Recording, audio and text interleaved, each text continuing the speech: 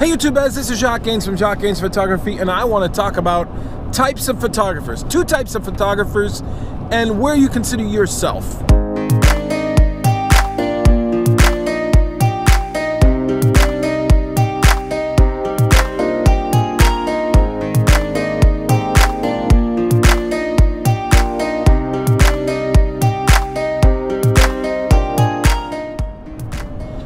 Hey YouTube, in my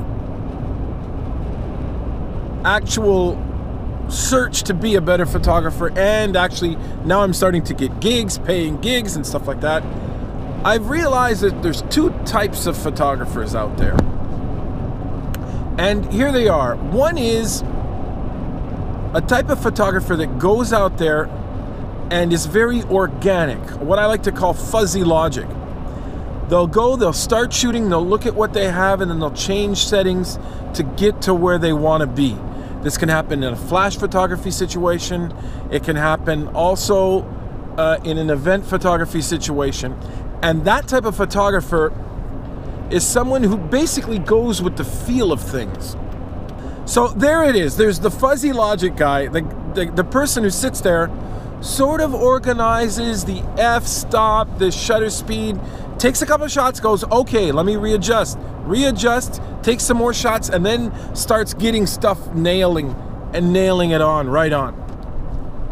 Now, there's the other type of photographer, and that's the calculator, the Cartesian guy, the one who's very calculated in what they do. Now, I'm sure you've also met these type of people. I'm thinking of one particular photographer I have worked with. And this guy, when it comes to taking portraits, he can spend hours on shutter speed, lighting, how to put the lighting.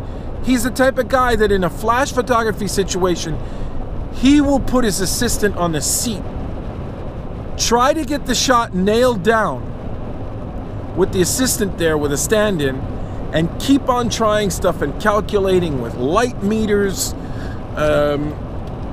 with different flash setups, and keep on calculating to get the right shot. Now, it works too. I mean, some of these people get some great shots. But here's my take on the whole thing. I think both ways of working have their advantages. If you work in a fuzzy logic situation, you can get some great stuff. And by the way, I consider myself to be one of those fuzzy logic people. I sort of improvise, go with the flow, see what happens when I take a couple shots, learn from those mistakes, and this all happens within one session. So for the first maybe 20, 15 minutes, I don't know what the hell I'm doing. I'm placing flashes in certain spots, checking it out. I use a light meter sometimes. I check out my metering and stuff like that, but I definitely do trial and error within the shoot. Now the advantages to that is that you can come out with some cool stuff because you learn from mistakes, but some of the mistakes are kind of cool, like on my flash Misfires video. I want you guys to check it out. You'll see that some mistakes you make are kind of cool. But the problem is when you have a paying client there who's waiting and you're not quite sure what you want to do next, it's not very fruitful. It might be a bit better for creative photography. Now the calculator and the Cartesian photographer, he also has their advantage. Now, the same advantages you have for Cartesian are the disadvantages for the fuzzy logic guys. So when you have a client and you've already had a stand-in come in, and let's say you're taking portraits, and you already know your lighting, all you got to do is sit your client down and direct your client. That's a good thing. That is a good thing. What you are doing is you're making your results predictable. So therefore, there's not that 20-minute adjustment period. There's not you readjusting for the client and all that stuff. You just basically go with the look the client asks for, and you've already recalculated and done all your settings using f-stop and the whole bit. Now, here's a good example of where I'm going and who does what. If you take the fuzzy logic photographer, this guy doesn't know what the numbers on a lens barrel mean at all. Has no clue.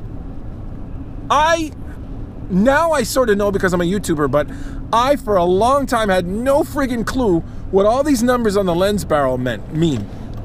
The photographer I know who's very Cartesian and calculates his stuff and knows his stuff, he knows everything. He knows on a wide angle that at a certain amount of feet you can have infinity where everything is in focus, and he knows what the chart means, and he can actually place his subject a certain distance, measure that distance, and know that his focus will be right on if he uses the chart on the lens barrel. That type of stuff doesn't happen with a fuzzy logic person. So here's my question to you guys. Are you a fuzzy logic guy? Are you Cartesian? And do you know what the chart means on the lens barrel, yes or no? Listen, follow, like, subscribe, and share, and please, people, keep on making something from nothing, and that's all that counts.